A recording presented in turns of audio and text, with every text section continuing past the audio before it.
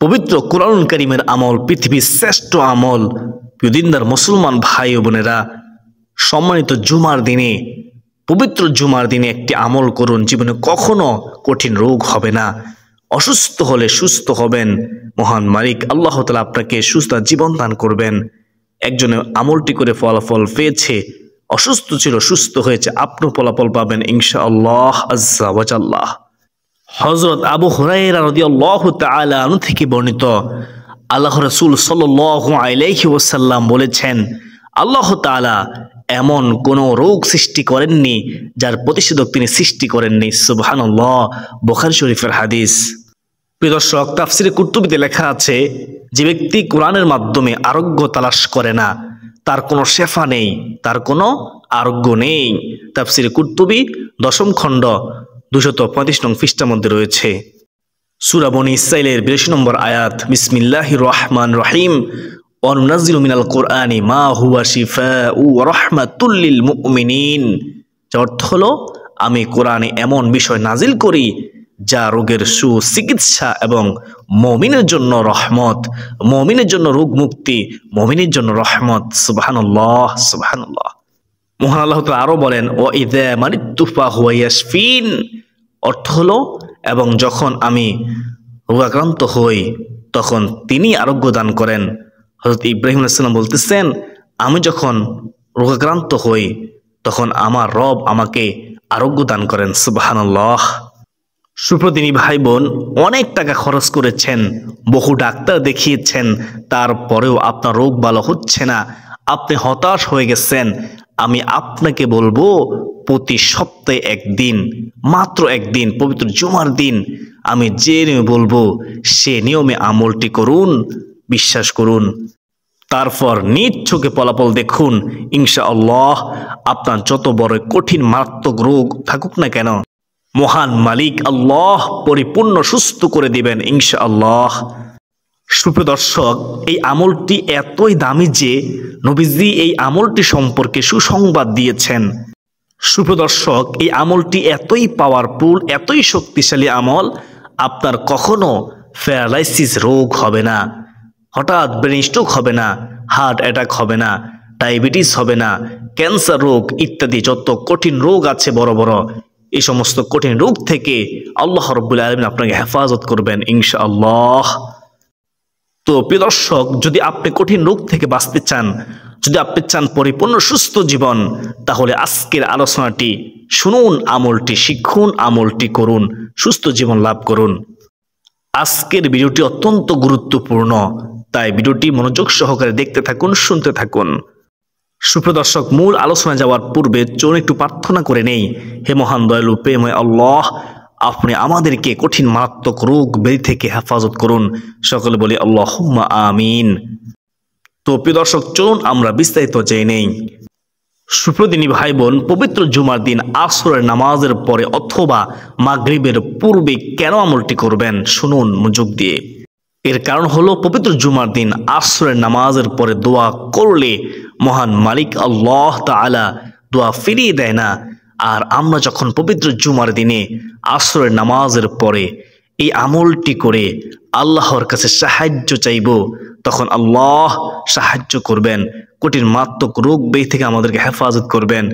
প্রিয় দিনদার মুসলমান ভাই ও বোনেরা, ইসলামে জুমাবার একটি মর্যাদাপূর্ণ দিন। এই প্রসঙ্গে রাসূলুল্লাহ সাল্লাল্লাহু আলাইহি ওয়াসাল্লাম বলেন, দিবসসমূহের মধ্যে জুমার দিন শ্রেষ্ঠ এবং তা আল্লাহর কাছে অধিক সম্মানিত, মর্যাদাপূর্ণ। সুবহানাল্লাহ। সহিহ ইবনে মাজাহ হাদিস নম্বর হচ্ছে 1084। প্রিয়দিনদার মুসলমান ভাই ও বোনেরা, হাদিসে আরো বর্ণিত হয়েছে, সূর্যোদিত হওয়ার দিনগুলোর মধ্যে জুমার দিন সর্বোত্তম। এই দিনে হযরত আদম আলাইহিস সালামকে সৃষ্টি করা হয়েছে, এই দিন তাকে জান্নাতে প্রবেশ করানো হয়েছে এবং এই দিনে তাকে জান্নাত থেকে বের করা হয়েছে। মুসলিম শরীফের হাদিস, হাদিস নম্বর হচ্ছে 854। প্রিয় দর্শক, পবিত্র জুমাবার একটি সময়ে দোয়া কবুলের কথা বলা হয়েছে হাদিসে। আবু হুরায়রা রাদিয়াল্লাহু তাআলা আনহু থেকে বর্ণিত, তিনি বলেন, রাসূল সাল্লাল্লাহু আলাইহি ওয়াসাল্লাম বলেছেন, জুমার দিনে এমন একটি সময় আছে, এমন একটি মুহূর্ত আছে সেই মুহূর্তে যদি কোনো মুসলিম নামাজ আদায়রত অবস্থায় থাকে এবং আল্লাহর কাছে কিছু চায়, আল্লাহ অবশ্যই তার সে চাহিদা বা দোয়া কবুল করবেন। এবং এরপর রাসূল সাল্লাল্লাহু আলাইহি ওয়াসাল্লাম হাত মুবারক দিয়ে ইশারা করে সময়টির সংক্ষিপ্ততার ইঙ্গিত দেন। বুখারী শরীফের হাদিস নম্বর হচ্ছে 6400। হযরত আনাস ইবনে মালিক রাদিয়াল্লাহু তাআলা আনহু থেকে বর্ণিত, তিনি বলেন, জুমারে এমন একটি সময় আছে যেটাতে যেই সময়ে বান্দা আল্লাহর কাছে কোনো দোয়া করলে, কোনো প্রার্থনা করলে, মুনাজাত করলে আল্লাহ তাকে তা দিয়ে থাকেন, ফিরিয়ে দেন না। সুবহানাল্লাহি ওয়া বিহামদিহি সুবহানাল্লাহিল আযীম। মুসান্নাফ হাদিসের কিতাব, হাদিস নম্বর হচ্ছে 5588। আসরের শেষ সময় দোয়া কবুল হয়। জাবির ইবনে আব্দুল্লাহ রাদিয়াল্লাহু তাআলা আনহু থেকে বর্ণিত হাদিসে রাসূলুল্লাহ সাল্লাল্লাহু আলাইহি ওয়াসাল্লাম বলেন, পবিত্র জুমার দিনের 12 ঘন্টার মধ্যে এমন একটি মুহূর্ত রয়েছে, যদি কোনো মুসলিম এই সময়ে আল্লাহর কাছে কিছু প্রার্থনা করে তাহলে মহান ও সর্বশক্তিমান আল্লাহ তাকে তা দান করেন। এই মুহূর্তটি নবীজি বলেন, তোমরা আসরের শেষ সময়ে অনুসন্ধান করো। আবু দাউদ শরীফ, হাদিস নম্বর হচ্ছে 1048। প্রিয় দর্শক, জেনে রাখা জরুরি যে আসরের শেষ সময় বলতে সূর্য ডুবার আগ মুহূর্তকে বোঝানো হয়েছে। আব্দুল্লাহ ইবনে সালাম রাদিয়াল্লাহু তাআলা আনহু বর্ণনা করেন, শুক্রবারে আসরের পর থেকে সূর্যাস্ত পর্যন্ত দোয়া কবুল হয়। এই সময় যা আল্লাহ তাআলার কাছে চাওয়া হয়, বিশ্বাসের সাথে, ইয়াকিনের সাথে আল্লাহ তাআলা তাকে তাই দান করেন, তাকে ফিরিয়ে দেন না যদি চাওয়ার মতো চাইতে পারো। বিখ্যাত সিরাত গ্রন্থে বর্ণিত হয়েছে, জুমার দিন আসরের নামাজ আদায়ের পর দোয়া কবুল হয়। সুবহানাল্লাহ। ইমাম আহমদ রহমতুল্লাহি আলাইহিও আসরের পর বিশেষভাবে দোয়া কবুল হওয়ার কথা বলেছেন। বিখ্যাত হাদিসের গ্রন্থ তিরমিজি শরীফের 2য় খণ্ডের 360 নং পৃষ্ঠায় তার সবিশেষ কথাটি উল্লেখ আছে। পৃথিবীর মুসলমান ভাই ও বোনেরা, আশা করি সকলে বুঝতে পেরেছেন আলহামদুলিল্লাহ কেন পবিত্র জুমার দিন আসরের পর আমল করবেন। আমাদের বিশ্বাস যারা শুনেছেন তারা আর কখনো আমলটি ছাড়বেন না ইনশাআল্লাহ। সুপ্রদিনী ভাই বোন, আমলটি পরিবারের যে কোনো একজন করলেই হবে ইনশাআল্লাহ। মনে করেন পরিবারের লোকজন 4 জন, এখন এই 4 জনের মধ্যে যে কোরআন কারীম পড়তে জানে সে আমলটি করে কালো জিরা ও পানির মধ্যে ফু দিবেন ইনশাআল্লাহ। তারপর সবাই মিলে কালো জিরা ও পানি 1 সপ্তাহ পর্যন্ত খাবো ও পান করব ইনশাআল্লাহ। কঠিন মারাত্মক রোগ থাকলে সুস্থ হবে, সুস্থ জীবন আল্লাহ তাআলা দান করবেন, আর জীবনে কখনোই কঠিন মারাত্মক রোগ হবে না ইনশাআল্লাহ। আল্লাহ তাআলা হেফাজত করবেন। প্রিয় দর্শক, আমলটির নিয়ম বলার আগে শুনুন আপনি কালো জিরার মধ্যে কেন সূরা ফাতিহা পড়ে ফু দিবেন, তারপর 7 দিন কেন খাবেন, কেন পানির মধ্যে ফু দিয়ে সেই পানি সুন্নত তরিকায় পান করবেন, এর কারণ কি? পৃথিবীর মুসলমান ভাই বোনেরা, কালো জিরা স্বয়ং রাসূলুল্লাহ সাল্লাল্লাহু আলাইহি ওয়াসাল্লাম খেতেন, সাহাবীরা খেতেন, আর আমাদেরকে খাওয়ার জন্য হাদিসের মাধ্যমে উৎসাহিত করেছেন। কালো জিরা হলো সমস্ত রোগের মহা ঔষধ, মৃত্যু ছাড়া। নবীজি হাদিসের মধ্যে বলেন, হযরত আবু হুরায়রা রাদিয়াল্লাহু তাআলা আনহু থেকে বর্ণিত, তিনি বলেন, তিনি রাসূলুল্লাহ সাল্লাল্লাহু আলাইহি ওয়াসাল্লামকে রাহমাতুল লিল আলামিন নবীজিকে বলতে শুনেছেন, কালো জিরা শাম ব্যতীত সকল রোগের মহা ঔষধ। সুবহানাল্লাহ। ইবনে শিহাব বলেছেন, আর শাম অর্থ হলো মৃত্যু, আর কালো জিরা সুনিসকে বলা হয়। সুবহানাল্লাহ। বুখারী শরীফের হাদিস 5286 নম্বর হাদিস। অত্র হাদিস দ্বারা বুঝতে পেরেছেন কালো জিরা সমস্ত রোগের মহা ঔষধ। আপনার যত বড় কঠিন রোগ থাকুক ইনশাআল্লাহ ভালো হবে, ভালো করবেন যে তিনি কে, আল্লাহ, এবং জীবনে কখনোই কঠিন রোগ হবে না। পৃথিবীর মুসলমান ভাই বোনেরা, এখন যদি কোনো ডাক্তার বলতো, কোনো চিকিৎসক বলতো যে এই ওষুধটি খেলে, এই ট্যাবলেটটি খেলে জীবনের সমস্ত রোগ ভালো হয়ে যাবে, জীবনে কখনো কঠিন রোগ হবে না, আমরা ওই ডাক্তারের কাছ থেকে ওষুধটি নেওয়ার জন্য, ট্যাবলেটটি নেওয়ার জন্য আমরা প্রতিযোগিতা করতাম, যতই টাকা হোক না কেন আমরা সেটা ক্রয় করতাম। অথচ রাসূলুল্লাহ সাল্লাল্লাহু আলাইহি ওয়াসাল্লাম আমাদেরকে সুসংবাদ দিয়েছেন কালো জিরা সমস্ত রোগের মহা ঔষধ, অথচ আমরা কালো জিরা খাই না, আমরা সূরা ফাতিহার আমল করি না।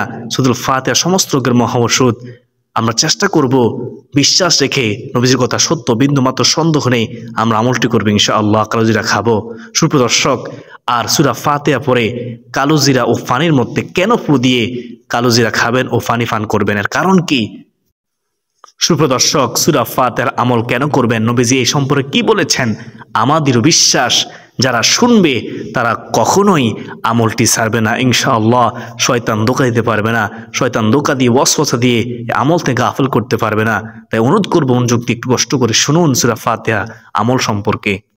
এ বিষয়ে হযরত আব্দুল মালিক ইবনে উমাইর রাদিয়াল্লাহু তাআলা আনহু থেকে বর্ণিত হাদিসে রাসূলুল্লাহ সাল্লাল্লাহু আলাইহি ওয়াসাল্লাম বলেছেন, সূরাতুল ফাতিহা সব রোগের মহা ঔষধ। সুবহানাল্লাহ, যত রোগ আছে সমস্ত কঠিন মারাত্মক রোগের মহা ঔষধের নাম কি?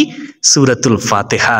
সুনান দারামি হাদিস নম্বর হচ্ছে 3413, মিশকাত হাদিস নম্বর হচ্ছে 2170। সুবহানাল্লাহ, কালোজিরাও সমস্ত রোগের মহা ঔষধ এবং সূরাতুল ফাতিহা সমস্ত রোগের মহা ঔষধ। আর কেউ বলে আপনারা বুঝবেন, একটু বোঝার চেষ্টা করুন, বিশ্বাস রেখে আমলটি করুন। দিনদার মুসলমান ভাই বোনেরা, হযরত মোল্লা আলী কারি রহমতুল্লাহি আলাইহি বলেন, সূরা ফাতিহার অক্ষর শব্দ পড়াতে যেমন শেফা আছে, রোগ মুক্তি আছে, তেমনি লেখাতেও শেফা আছে।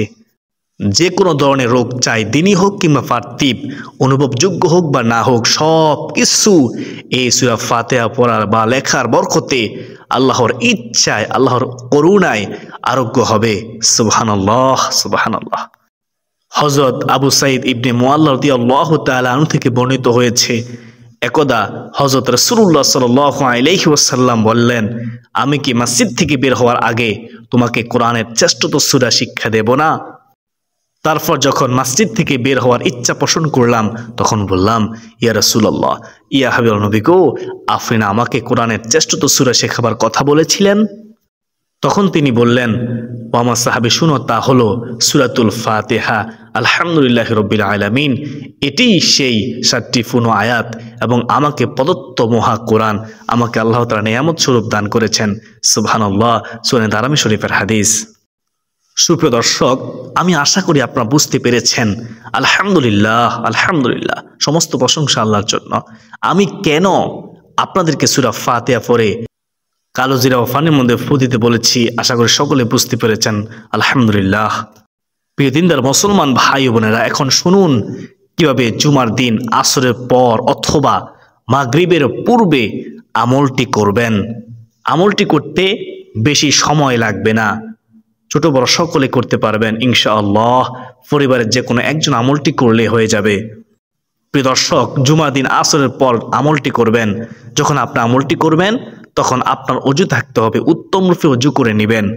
প্রিয় দর্শক, যদি আপনি আসরের পর আমলটি করতে না পারেন তবে মাগরিবের পূর্বে করবেন, অর্থাৎ আসরের পর থেকে মাগরিবের পূর্ব পর্যন্ত আমলটি করার সময় থাকবে।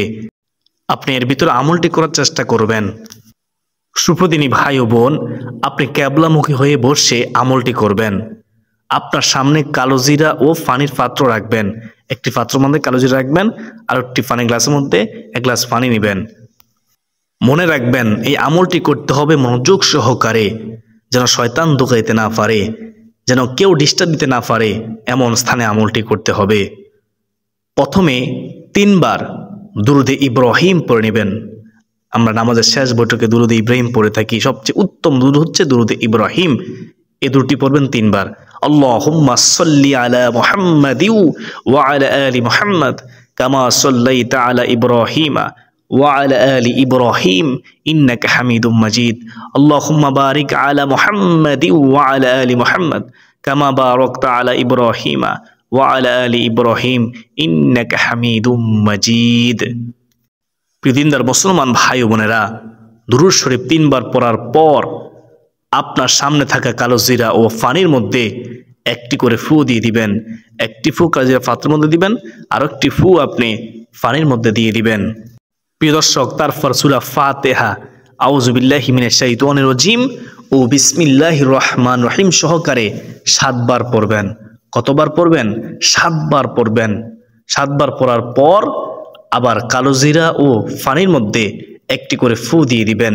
কালোজিরা পাত্রের মধ্যে একটি ফু দিবেন, এবং পানি গ্লাসের মধ্যে একটি ফু দিয়ে দিবেন, বিশ্বাস রেখে ফু দিবেন। বিশ্বাস করুন এই পানি সাধারণ পানি নয়, এটি হয়ে যাবে উত্তম মেডিসিন, উত্তম ওষুধ। সুবহানাল্লাহ। প্রিয়দিনী ভাই বোন, আমি গুনাহগার একবার সূরা ফাতিহা পড়তেছি, মনোযোগ সহকারে শুনুন। ইনশাআল্লাহ আমার আপনার আমলনামায় প্রতি হরফের বিনিময়ে 10টি নেকি আল্লাহ তাআলা দিবেন ইনশাআল্লাহ। আউযু বিল্লাহি মিনাশ শাইতানির রাজীম। বিসমিল্লাহির রহমানির রহিম। আলহামদুলিল্লাহি রাব্বিল আলামিন। আর রহমানির রহিম। মালিকি ইয়াউমিদ্দিন।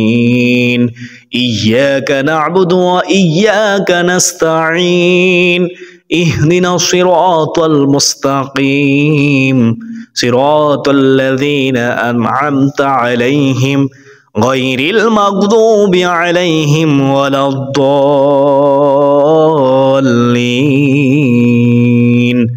আমিন। এভাবে আপনি 7 বার পড়বেন। প্রিয় দর্শক, সূরা ফাতিহা 7 বার পড়ার পর আবারও দুরূদ ইব্রাহিম 3 বার পড়বেন। তারপর দুরূদ ইব্রাহিম 3 বার পড়ার পর কালো জিরার মধ্যে একটি ফু দিবেন এবং পানির মধ্যে একটি ফু দিবেন। প্রিয় দর্শক, তারপর 100 বার আস্তাগফিরুল্লাহ আস্তাগফিরুল্লাহ আস্তাগফিরুল্লাহ ছোট ইস্তিগফারটি পড়বেন। তারপর 3 বার এই ইসমে আজমটি পড়বেন, ইয়া জাল জালালি ওয়াল ইকরাম, ইয়া জাল জালালি ওয়াল ইকরাম। এই ইসমে আজমটি পড়ে সর্বশেষ চোখের পানি ছেড়ে দিয়ে মুনাজাত করবেন, আল্লাহ তাআলার কাছে সাহায্য চাইবেন, সকলের জন্য দোয়া করবেন। যারা হাসপাতালে, বাড়িতে যে যেখানে অসুস্থ অবস্থায় আছে, সকলের সুস্থতা চোখের পানি ছেড়ে দিয়ে আল্লাহ তাআলার কাছে চাইবেন। আপনি যদি সবার সুস্থতার জন্য দোয়া করেন, আপনার জন্য ফেরেশতারা দোয়া করবে আল্লাহ তাআলার কাছে। সুবহানাল্লাহ। আমরা সকলের সুস্থতার জন্য দোয়া করব ইনশাআল্লাহ। প্রিয় দর্শক, আমলটি প্রতি সপ্তাহে কতবার করবেন? আমলটি প্রতি জুমার দিন একবার করবেন, প্রতি সপ্তাহে জুমার দিন একবার করবেন। তারপর সেই কালোজিরা ও পানি সামনের জুমা পর্যন্ত, অর্থাৎ 1 সপ্তাহ 7 দিন সকাল সন্ধ্যা কালোজিরা 1 চিমটি পরিমাণ খাবেন ও পানি 3 দমে সুন্নত তরিকায় পান করবেন। সুন্নত তরিকাটি কি? সুন্নত তরিকা হচ্ছে আপনি বসে বসে পানি পান করবেন, দাঁড়িয়ে পানি পান করবেন না। বাম হাত দিয়ে পানি গ্লাস ধরবেন না, ডান হাত দিয়ে পানি গ্লাস ধরে পান করবেন। আপনি পানি গ্লাসের মধ্যে তাকাবেন কোনো ময়লা আছে কিনা। আপনি চেষ্টা করবেন 3 দমে পানি পান করার, এবং পানি পান করার পূর্বে বিসমিল্লাহ বলার চেষ্টা করবেন, শেষে আলহামদুলিল্লাহ বলবেন। এটা হচ্ছে সুন্নত নিয়ম, সুন্নত তরিকা। সব সময় যদি পানি পান করার সুন্নত নিয়ম মানেন, অসংখ্য রোগ থেকে বাঁচতে পারবেন ইনশাআল্লাহ। প্রিয়দিনদার মুসলমান ভাই বোনেরা, এইভাবে প্রত্যেক সপ্তাহ জুমার দিন আসলেই আপনি একদিন আমলটি করবেন, 7 দিন সেই পানি কালোজিরা খাবেন আপনি পরিমাণ মাফিক। ইনশাআল্লাহ আমার আপনার কঠিন মারাত্মক রোগ হবে না। রোগ থাকলে শুধু জীবন দান করবেন আল্লাহ তাআলা ইনশাআল্লাহ। আমি মনে করি যেহেতু আজকের ভিডিওটি অনেক গুরুত্বপূর্ণ, তাই ভিডিওটি শেয়ার করে দিবেন যেন সবাই জানতে পারে, শিখতে পারে, আমলটি করতে পারে, ইনশাআল্লাহ সুস্থ জীবন লাভ করতে পারে। যারা ভিডিওটি শেষ পর্যন্ত দেখেছেন, শুনেছেন, তারা সকলে আল্লাহর শুকরিয়া আদায় করুন। সকলে বলি আলহামদুলিল্লাহ, সকলে কমেন্টে লিখি আলহামদুলিল্লাহ, সমস্ত প্রশংসা আল্লাহর জন্য। আজকে দিন এ পর্যন্ত, সকলে সুস্বাস্থ্য কামনা করে বিদায় নিচ্ছি। আবারও দেখা হবে যদি বেঁচে থাকি ইনশাআল্লাহ অন্য কোনো গুরুত্বপূর্ণ আমল নিয়ে, ভিডিও নিয়ে। ওমা আলাইনা ইল্লাল বালাগ। আসসালামু আলাইকুম ওয়া রাহমাতুল্লাহি ওয়া বারাকাতুহু।